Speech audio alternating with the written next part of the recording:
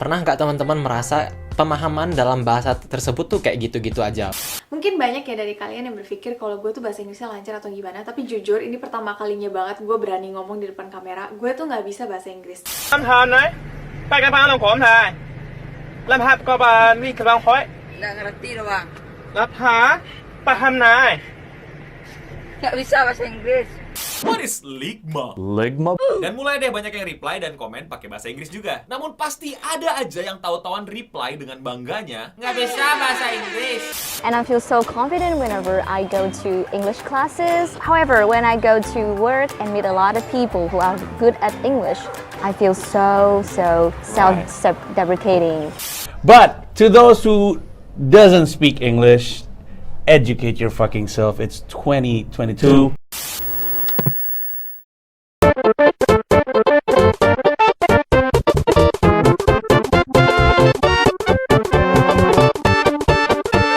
Kalian pernah nggak nonton video-video atau iklan-iklan seperti tadi? Saya yakin kalian pernah, atau malah sering. Sekitar tahun 2020 sampai masa sekarang, makin banyak video-video atau iklan-iklan yang mempromosikan agar kita sebagai bangsa Indonesia harus belajar bahasa Inggris. Lalu kalian mungkin berpikir sambil melihat judul video kali ini, emang kenapa kalau nggak bisa bahasa Inggris? Serasa akhir-akhir ini, kita seperti dijudge kalau kita tidak bisa berbahasa Inggris. Mungkin orang-orang bakal berkata, lu ini hidup di tahun 2023 bro, masa zaman sekarang belum bisa bahasa Inggris? Dasar kampungan. Ya mungkin mereka nggak bilang itu sih, tapi kayak gitulah intinya. Dan tentu saya mengerti mengapa banyak orang yang berkata agar kita harus belajar bahasa Inggris. Tentu saja belajar bahasa Inggris itu sangat menguntungkan. Banyak perusahaan yang memberikan nilai plus kalau pegawai barunya bisa bahasa Inggris. Tidak hanya untuk masalah teknis dalam kehidupan. Untuk menonton film secara nyaman, kita lebih baik berbahasa Inggris kan? Kan capek tuh kalau kita ngeliat subtitlenya ke bawah, ke atas, ke bawah. Kalau kita bisa bahasa Inggris kan setidaknya kita bisa lihat sinematiknya, kita bisa menikmati secara penuh.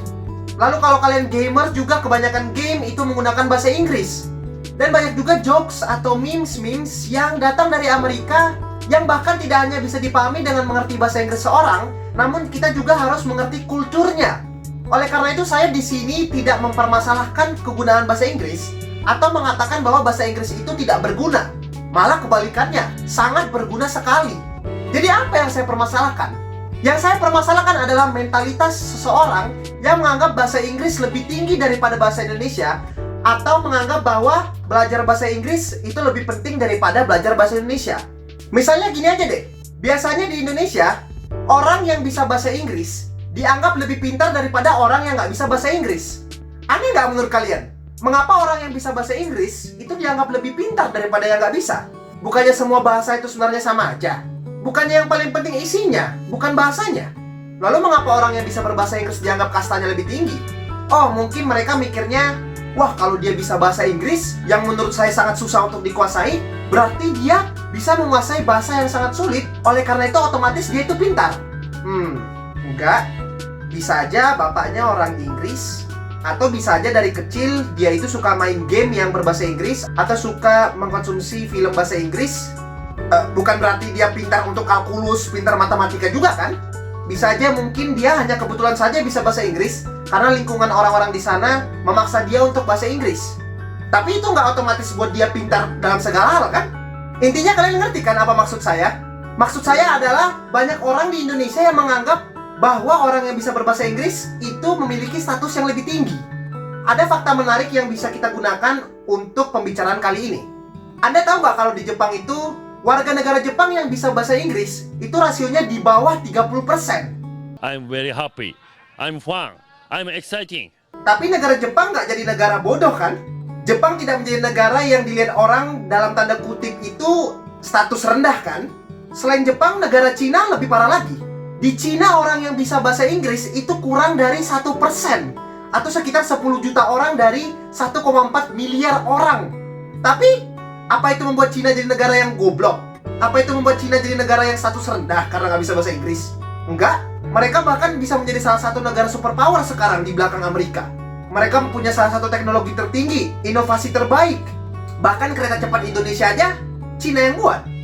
Lalu apa sebenarnya yang ingin saya bilang?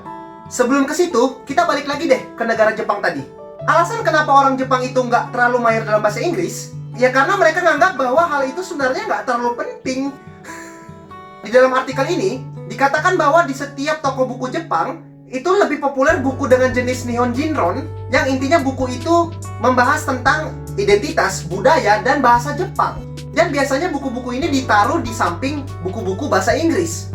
Dan mengapa banyak sekali buku-buku seperti ini? Ya karena orang Jepang telah ditanamkan sejak kecil bahwa mereka itu harus bangga dengan bahasa Jepang dan kultur Jepang. Mereka nggak menganggap bahwa bahasanya mereka sendiri itu rendah gitu loh bro. Bahkan mereka memiliki mindset agar bahasa Jepang itu harus global. Mereka lebih mending orang luar negeri yang belajar bahasa mereka daripada orang Jepang yang belajar bahasa luar negeri. Dan menurut saya itu masuk akal. Kalau Anda sering menonton vlog-vlog bule yang datang ke Indonesia, mereka sering berkata, wah negara ini bagus, tapi sayangnya orang-orang di sini tidak terlalu bisa bahasa Inggris. Lu tuh di Indonesia bro, lu yang seharusnya belajar bahasa Indonesia. Apa sih? Kita balik lagi ke hal yang sebelumnya saya sebutkan. Saya tidak mempermasalahkan kegunaan bahasa Inggris atau mengatakan bahwa bahasa Inggris itu tidak ada gunanya. Tapi saya mempermasalahkan mentalitas orang Indonesia terhadap bahasanya sendiri. Iya memang, belajar bahasa Inggris itu penting. Dan saya merekomendasikan Anda untuk belajar bahasa Inggris. Tapi jangan lupa Anda belajar bahasa Anda sendiri, bahasa Indonesia. Lihat orang Jepang dan orang Cina. Mana ada orang luar negeri yang ke Jepang atau ke Cina, itu mereka mengharapkan mereka bisa bahasa Inggris. Ya mungkin ada tapi nggak banyak. Oke, sekarang kita sudah tahu kalau Jepang dan Cina itu tidak jago bahasa Inggris dan mereka tidak terlalu membutuhkannya. Sekarang kita berpikir deh, mengapa mereka bisa survive tanpa jago bahasa Inggris? Ya karena mereka itu lebih berpikir untuk mengekspor bahasanya sendiri ke luar negeri daripada mengimpor bahasa lain ke dalam negeri mereka. Dengan cara apa? Jepang dengan anime, J-pop, pendidikan. Tentu kalau kalian ingin belajar di Jepang, kita harus bisa bahasa Jepang dulu kan? Sama dengan Cina, mereka lebih mengekspor bahasa mereka dari teknologi mereka. Orang yang mau kerja di perusahaan Cina, ya kebanyakan harus bisa bahasa Cina. Bahkan di Indonesia sendiri pun banyak perusahaan Cina itu lebih memilih orang Indonesia yang bisa bahasa Cina atau orang Chinese sendiri. Lalu kenapa mereka bisa gitu? Ya karena mereka bangga dengan bahasa mereka. Mereka menganggap bahwa bahasa mereka sendiri itu keren. Dan saya tahu ibu-ibu yang nonton ini juga menganggap bahwa bahasa Jepang keren kan? Lalu kenapa kita juga nggak gitu? Kenapa kita juga tidak mengikuti langkah mereka untuk mengekspor bahasa kita sendiri? Kenapa kok malah kita menganggap bahasa kita sendiri rendah?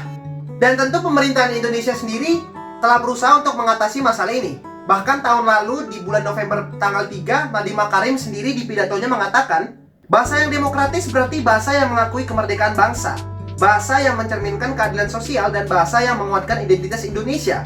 Sejarah dicetuskannya bahasa Indonesia sebagai bahasa persatuan harus selalu kita ingat, khususnya di tengah globalisasi yang menuntut kita untuk mampu berbahasa asing. Kita harus selalu mengingat dan mengingatkan anak-anak kita untuk menggunakan bahasa Indonesia. Jadi apa sebenarnya maksud video ini? Maksud saya adalah, jangan lagi kita sebagai orang Indonesia, kita sudahilah bahwa belajar bahasa Inggris itu lebih keren, lebih tinggi statusnya, lebih pintar, dan mulai mengubah mindset kita untuk menguatkan identitas kita terhadap bahasa Indonesia, agar kita mulai berpikir untuk mengekspor bahasa kita dan kultur kita ke luar negeri, agar orang luar negeri yang datang untuk belajar bahasa kita, bukan kita yang cuma belajar bahasa Inggris. Jadi, kalau nanti kalian bertemu dengan orang Indonesia yang selalu ngomong bahasa Inggris atau sok-sokan terus pakai bahasa Inggris, dan dia menanyakan seperti ini pada kalian, kenapa kamu nggak bisa bahasa Inggris? Kalian juga harus tanya balik kepada mereka, kenapa Anda nggak bisa bahasa Indonesia? Terima kasih telah menonton video ini. Kalau kalian suka dan kalian menganggap video ini menarik, tolong di like dan di subscribe ya, kalau kalian yang belum. Terus kasih tahu saya juga kalau kalian suka tipe-tipe video seperti ini, dan mungkin saya akan membuatnya lebih banyak di video depan. Kalau misalnya ada pertanyaan dan kebingungan atau pengen kasih kritik, tolong di komen juga ya. Gitu aja sih. Bye.